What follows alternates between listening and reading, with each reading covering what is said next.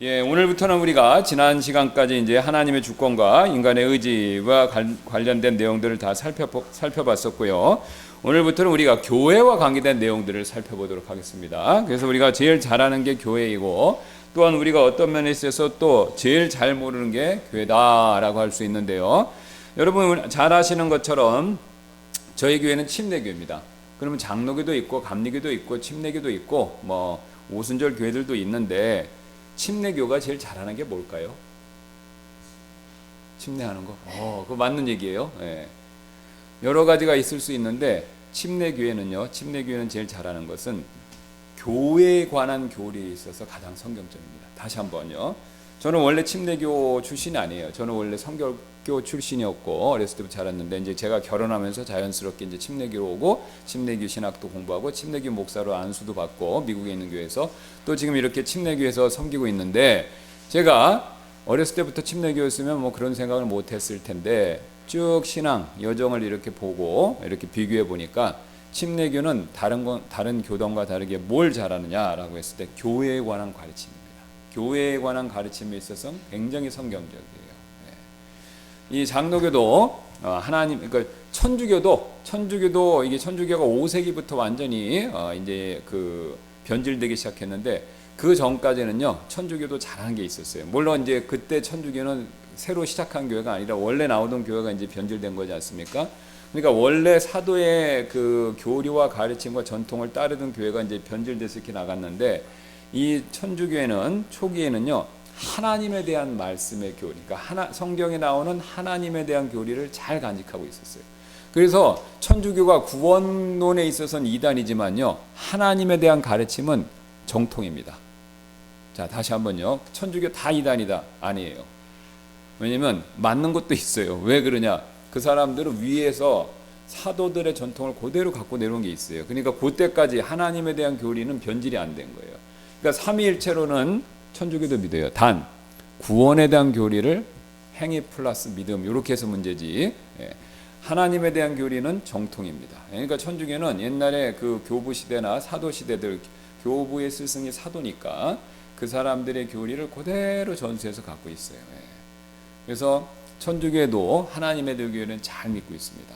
단 구원의 교리가 엉망이기 때문에 구원받기 어려운 거죠. 그 외에도 장로교는 하나님의 주권, 또 구원의 종교개혁을 하면서 하나님의 주권 또한 그 다음에 구원에 대한 교리에 있어서는 굉장히 잘 연구를 했어요. 왜? 천주교하고 싸워야 되니까. 천주교하고 싸우다 보니까 종교개혁을 통해서 성경적으로 올바른 구원관이 무엇이냐, 이걸 성경을 가지고 무진장 연구를 한 거예요. 그래서 이제 장로교를 비롯한 교회들은, 이제 종교개혁 때 활동했던 교회들은 구원에 관계돼서는 성경의 의리를 잘 정리한 겁니다.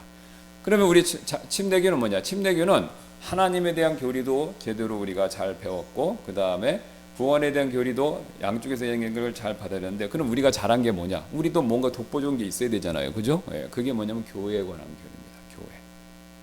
교회에 관한 교리는 성경적으로 가장 잘 연구를 하고 그걸 실행하는 교단.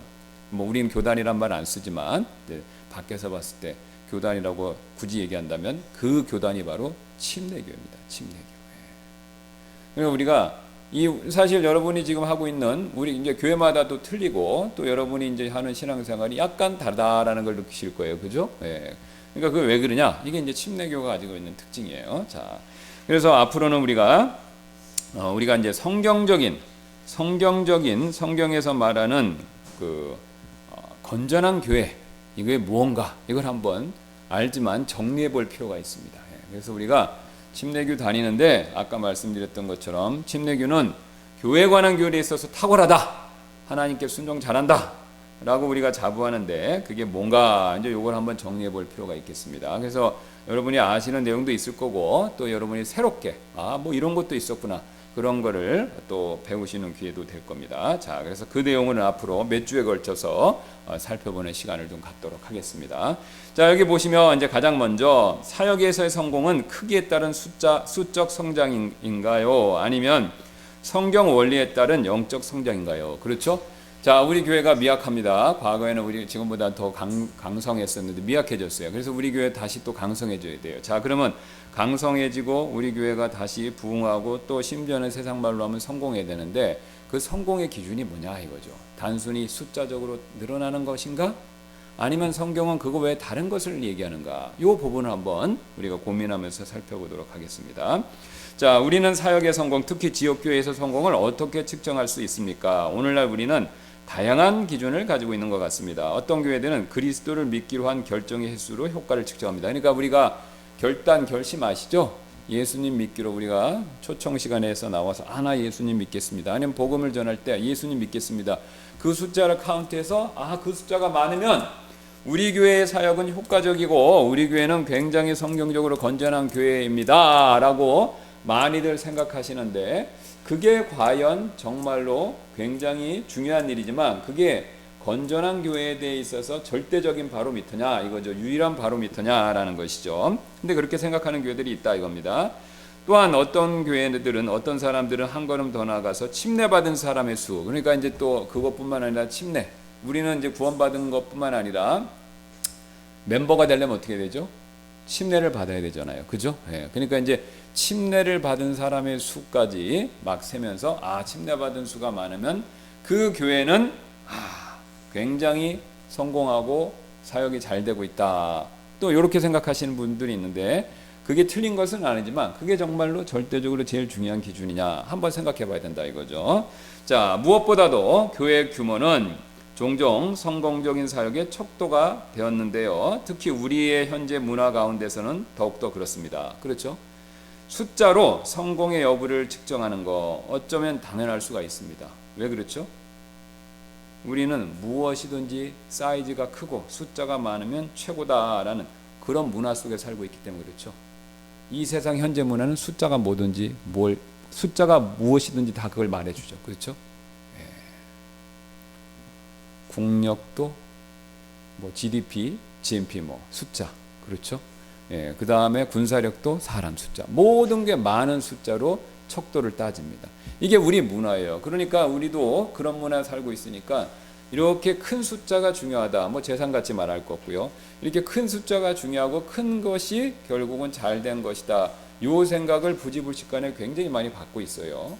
그러니까 이 생각을 가지고 우리가 교회를 딱 보고 숫자가 큰 교회 그게 정말 건전한 사역을 하고 성경적으로 잘하는 교회인가 요거에 대해서 퀘스천을 한번 가져봐야 됩니다. 여러분 그렇게 따지면요 순복음교회 여의도 순복음교회 굉장히 잘하는 거예요. 제가 펜사콜라에 있었더니 거기가 특이한 또 지역이었습니다. 저도 잘 몰랐는데 펜사콜라 그 다운타운 쪽으로 내려가면 브라운스빌이라는 지역이 있어요.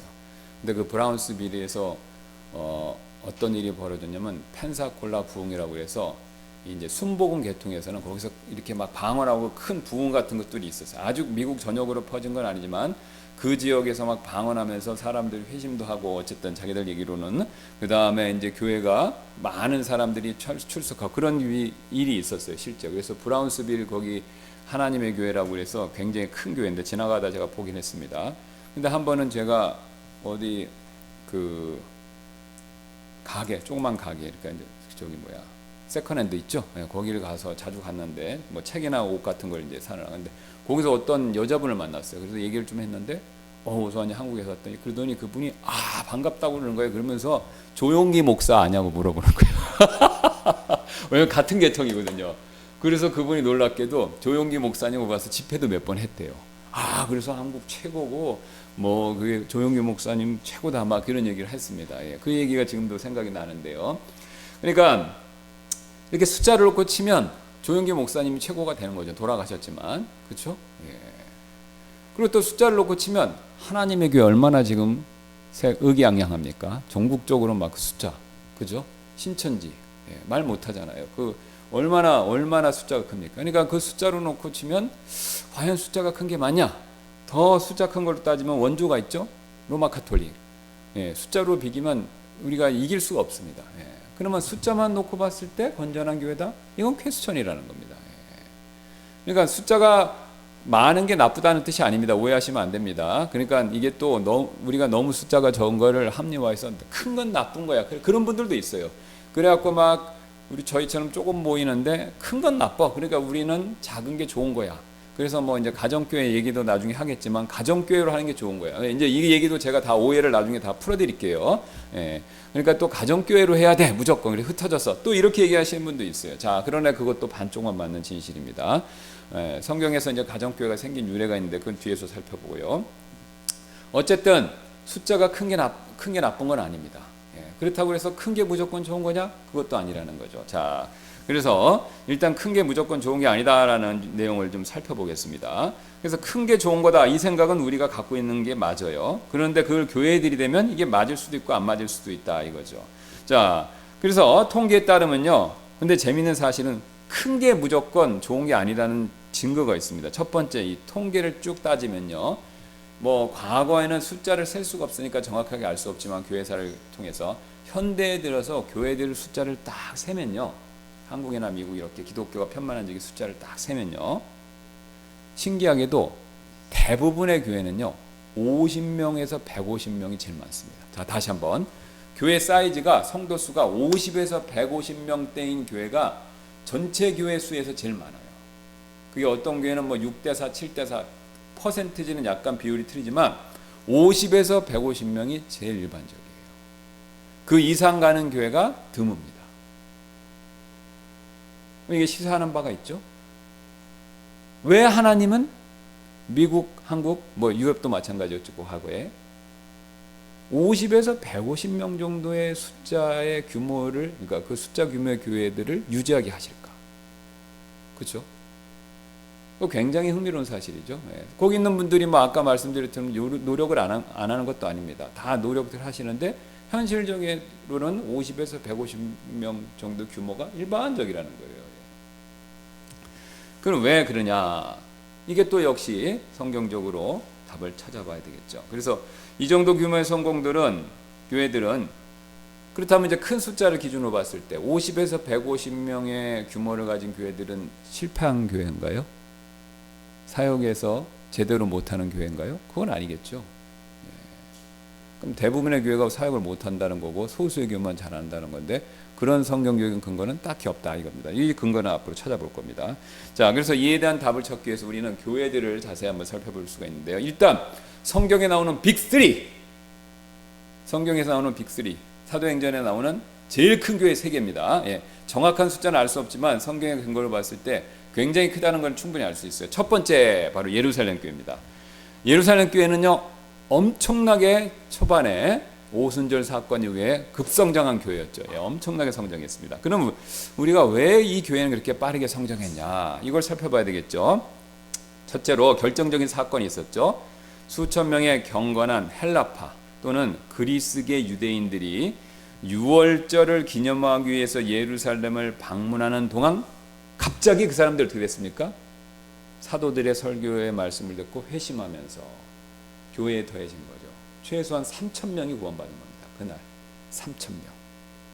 한 날 3,000명이 구원받았어요. 대부흥이죠.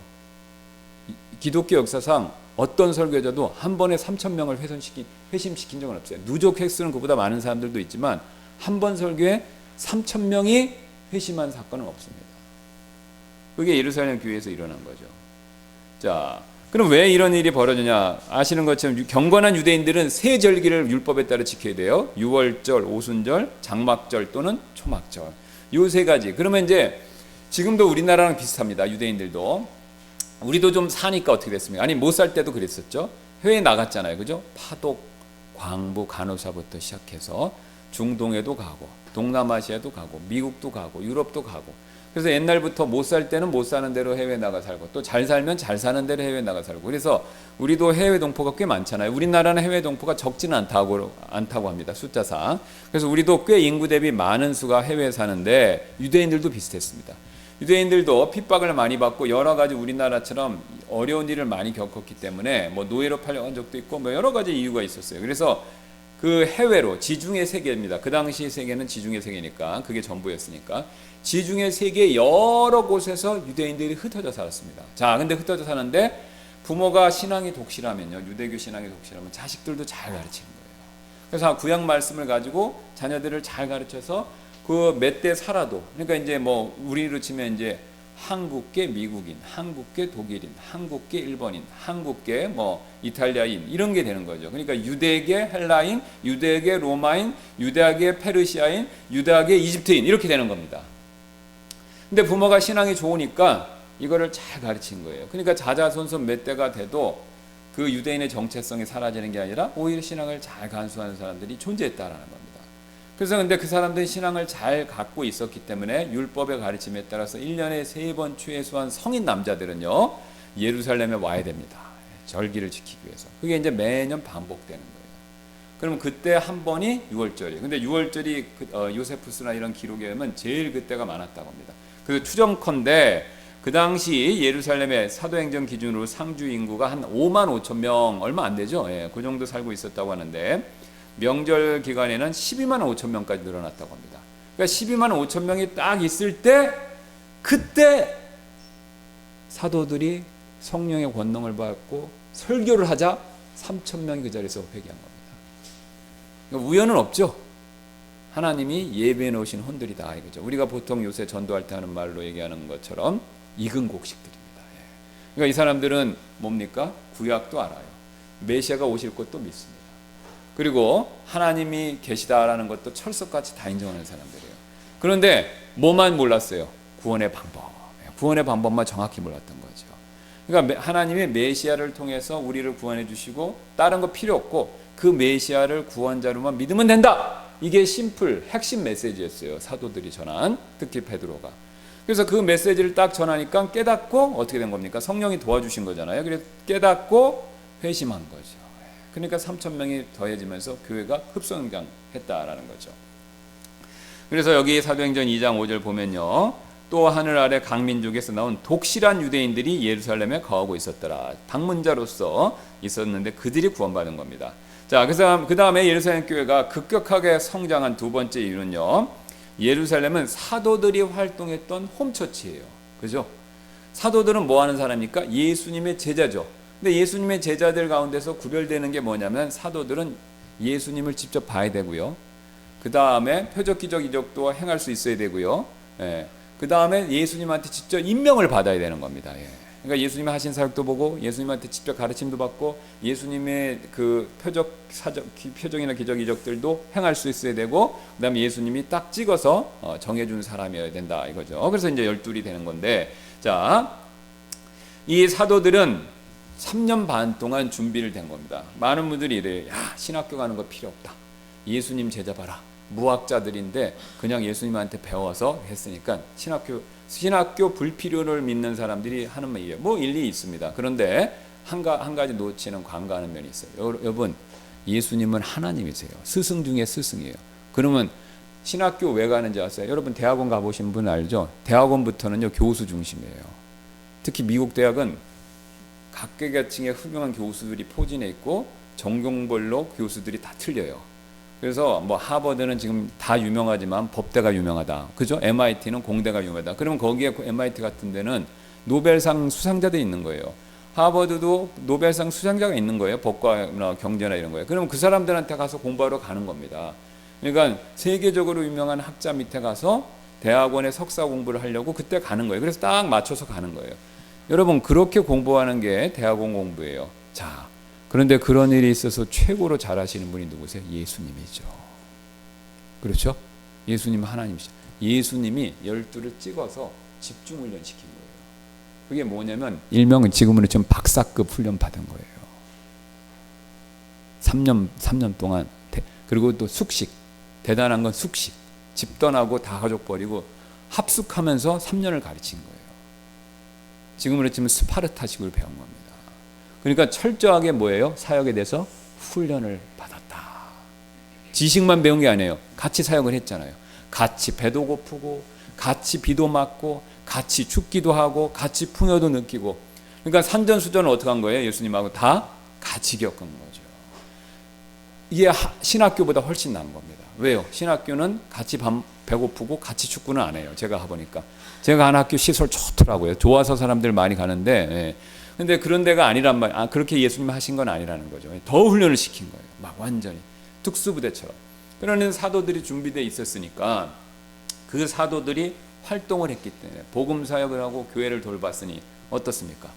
교회가 엄청나게 잘 성장할 수밖에 없겠죠. 한 명만 있어도, 사도가 한 명만 있어도 대단한데 몇 명이나 있어요? 12. 그 12번째 마띠아로 이제 됐고 사도 바울이다라고 얘기하는데, 그거는 뭐 어쨌든 누군지에 대해서 정확하진 않지만 어쨌든 사도들이 있기 때문에 그렇게 준비된 사람들이 있어서 굉장히 사역을 잘할 수 있었다. 게다가 그 다음에 또 이 사도들이 성령의 능력까지 받았잖아요. 원래 훈련 받은 데다가 플러스 알파로 성령의 능력까지 받은 거예요. 그러니까 이 사람들을 이길 수가 없는 거예요. 유대인들이나 로마 사람들이. 예. 자, 그래서 여기 보시면 5장 12절 14절 보겠습니다. 사도들이 손을 통해 백성 가운데 많은 표적들과 이적들이 행하여지니 또 그들이 모두 한 마음이 되어 솔로몬의 주량 안에 있더라. 믿는 자들이 더 많이 죽게 더해지니 곧 남자들과 여자들의 무리들이더라.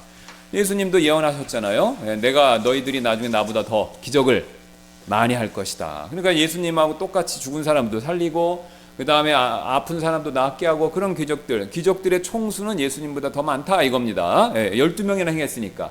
성경이 이걸 다 기록 못하는 거예요. 그냥 뭉뚱그려서 얘기하는 거지 예수님처럼 기적을 행하지 않았다 이 뜻이 아닙니다. 자, 그 다음에 또 다른 중요한 요소가 있었는데 이 메시지에 응답한 사람들은 경건한 유대인들이었다. 자, 그래서 이 외국에서 온 그 헬라계 유대인들뿐만 아니라 그 다음에 현지인들도 있잖아요. 그죠? 예루살렘에 살고 있는 현지 유대인들.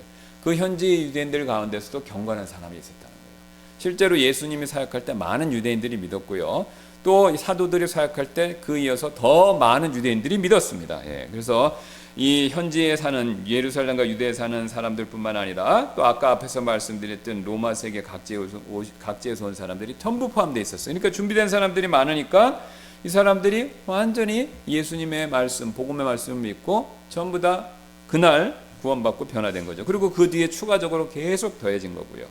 자, 그 당시 헬라파 유대인들은 이방문에 완전히 굴복하지 않았고 메시아가 언젠가 이 거룩한 도시에 그의 통치를 세울 것이라는 예언적인 약속을 여전히 믿었기 때문에 예루살렘을 방문했습니다. 이 유대인들은 성경적인 유산 덕분에 베드로의 메시지에 준비된 상태였습니다. 어떤 면에서는 그들은 어릴 때부터 성경을 알았던 디모데하고 굉장히 비슷했다 이거죠. 여러분 아시는 것처럼 디모데 구원받지 못했지만 경건한 가정에서 자랐어요. 그렇죠? 유니게를 통해서 하나님 말씀 가운데서 양육받은 거죠. 근데 구원을 아직 못 받았습니다. 근데 바울 통해서 구원받고 그 다음에 경건한 훈련이 쓸모 없었던 게 아니라 그게 이제 굉장히 선순환적인 도구로 사용된 거죠. 제가 사역하면서 제 개인 경험도 느끼는 건데요. 될 수 있으면요 세상적으로 안 사는 게 좋습니다. 이 죄된 생활하면요 데미지, 흔적, 상처가 남아요. 그게 고치기가 굉장히 어렵습니다. 저도 느끼고 여러분도 느끼실 거예요. 여러분 구원받기 전에 담배 많이 피신 분이 많이 있는데 그분들 담배 많이 피다가 회심하고 담배 끊으면요 폐 건강이 원래 100%로 돌아가는 게 아니죠. 이게 남아있는 거예요. 그래서 심지어는 암으로 죽을 수도 있어요. 술, 마약 다 마찬가지. 에이즈 구원받기 전에 에이즈 걸렸어요. 그래서 회심하고 예수 믿었어요. 그러면 기적적으로 낫는 경우도 있어요. 소수지만. 그러나 대부분 어떻습니까? 투병생활 하다가 돌아가신다 이거죠. 그러니까 죄는 될 수 있으면 안 짓는 게 좋아요. 특히 언제부터요? 어렸을 적부터. 그러니까 왜 경건한 생활을 가르쳐야 되냐면요. 그게 자식들을 위하는 지름길입니다. 그러니까 부모 입장에서는 딴 거 없잖아요. 자식들 잘 되기 바라는 거. 그 정상적인 부모라면 누가 자식 안 되길 바라겠습니까? 자식들이 세상적으로도 잘 돼야 되고 건강해야 되고 그 다음 신앙적으로도 잘 돼야 되는데 여러분 이 세 가지가 다 맞물려 있어요. 이게 죄에 빠지면요 그게 참 힘듭니다. 제가 이번에 결혼하면서 아들 결혼식 하면서 우리 사돈 되는 분이 이제 미시간 쪽에 있다가 이렇게 내려오셨는데 그분이 이 말씀을 하시는 거예요. 목사님 제가 거기 보니까 마약 중독자들이 너무 많습니다. 근데 거기에 마약 중독자 가운데 사역하는 데에서 좀 봤는데 마약 중독자 가운데 의사도 있고요. 변호사도 있고 사회적으로 중산층도 있다는 거예요. 마약은요. 한 번 손대면 빠져나가기 어렵습니다. 자기 의지와 상관없어요. 한 번 빠져도. 그러니까 내가 아무리 사회적으로 안정되고 돈도 많고 뭐 하다 하더라도 마약 한 번 빠지면 마찬가지예요. 자, 그러면 여러분 마약만 그러냐? 아니죠. 마약은 죄의 유혹, 습관적인 죄에 있어서 제일 강력한 것 뿐이고, 다른 죄도요, 마약처럼 우리는 중독이라고 그러는데 성경은 습관적이라고 그러죠. 습관적인 특징을 다 갖고 있어요. 쉬운 예로 말씀드릴까요? 화내는 거. 그렇죠? 막 불같이 화내는 거. 어떤 분은 이게 습관이 되면요, 조금만 해도 화를 확 냅니다. 그러니까 우리가 이걸 분노 조절 장애 이렇게 질병으로까지 명명하지 않습니까? 그러니까 그게 정상적인 것보다 굉장히 화를 잘 내는 게 습관이 되었기 때문에 자기도 모르게 그런다는 거예요. 그러니까 요새는 그런 분들이 너무 많잖아요. 그러니까 묻지마 살인. 길에서 모르는 사람한테 화났다는 이유로 그냥 사람들을 잔인하게 죽이지 않습니까?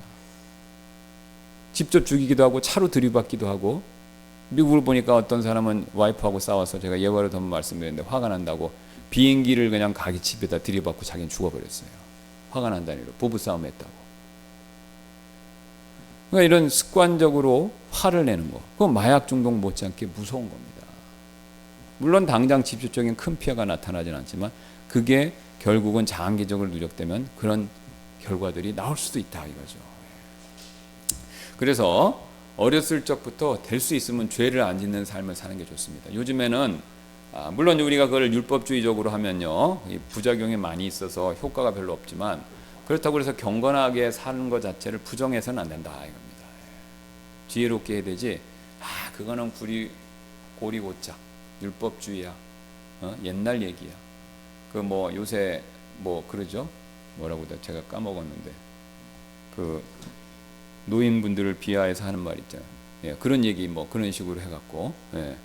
그래서 그런 식으로 얘기하는 거 사실 다 면면히 봤을 때 잘못된 겁니다. 예. 물론 옛날 분들이 고쳐야 될 것도 많지만 바르게 살고 건전하게 살고 신앙적으로는 독실하게 사는 건요 굉장히 필요한 거예요. 여러분 지금 세상 말세, 세상 어려워진다 다 인정하시잖아요. 그죠? 왜 그렇습니까? 건전하게 안 살아서 그래요. 성경적에서 말하는 것처럼.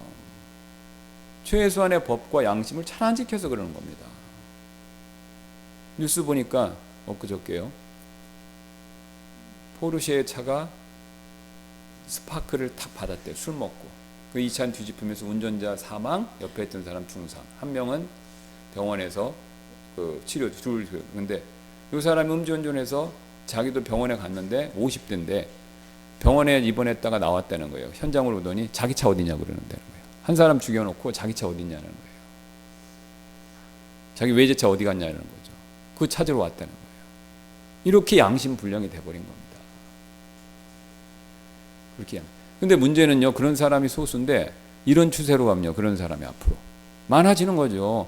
그러면 어떻게 되는 겁니까? 성경에서 말하는 소돔과 고모라. 그럼 우리는 어떻게 되는 겁니까? 우리는 롯되는 겁니다. 예. 탈출할 수도 없고. 그렇죠? 예. 근데 더 문제는 자식이에요. 그죠? 그 참 말하기 민망하고 부끄러운데 그 롯의 딸들 보세요. 그죠? 아무리 대를 이어야 되지만요, 롯이 한 게 아니잖아요. 그죠? 예. 술 먹여갖고. 그러니까 롯이 딸들이 왜 그런 짓을 했을까요? 소돔과 고모라의 생활 패턴 문화를 배운 거지 않습니까? 그러니까 우리의 자녀들도 그렇게 되지 않도록 우리가 잘 이끌어줘야 된다 이겁니다. 예. 자, 그래서 우리가 이 예루살렘 교회가 급성장할 수 있었던 것은 이런 경건한 사람들이 많이 있었기 때문에 그렇다 이것이죠. 예.